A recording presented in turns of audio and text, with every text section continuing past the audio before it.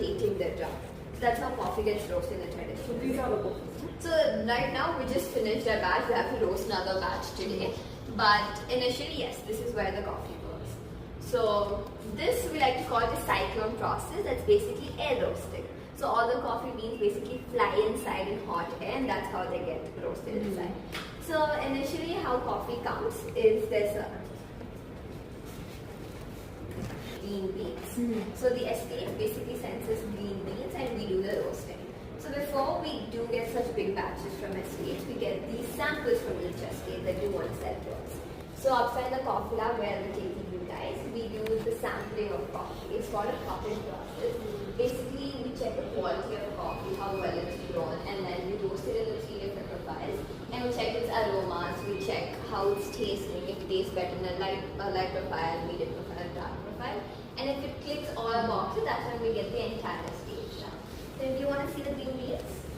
I wanted to see, yeah. So these are the green beans. Here. Do you want some? I think the cherry fruit, huh? Yes. Okay. So not exactly a cherry fruit, it's a coffee cherry. Okay. I'll show you upstairs. They're different. They're different from the regular cherries, but they're coffee. And the pipe is connected to this. So it takes in the coffee upstairs and does the roasting process. And once the pipe is basically connected here and basically sucks up the coffee upstairs. And the whole air roasting process is done in here. The fountains, the coffee powders, the taste of this. Yes, blended roasted coffee, right? So once it's all done, all the coffee comes and falls in there. So while roasting, there might be chances that they might break into small pieces. So all the small pieces are filtered out and they go down the filter, and the ones that are good, we pour them all down here.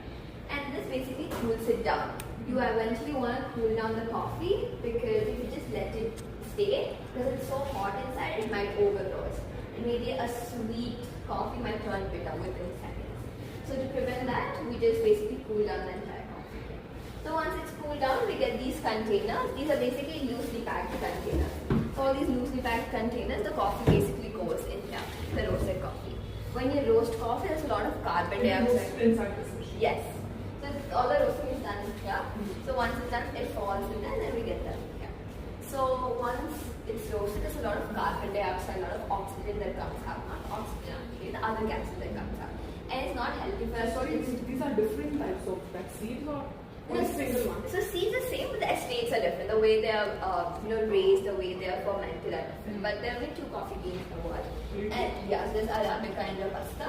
And there are different ways. There are like different estates, different soils they grow up in, and that might differ the change in the taste as well. So the coffee is sent in here. Once it's put in here, it stays here for 8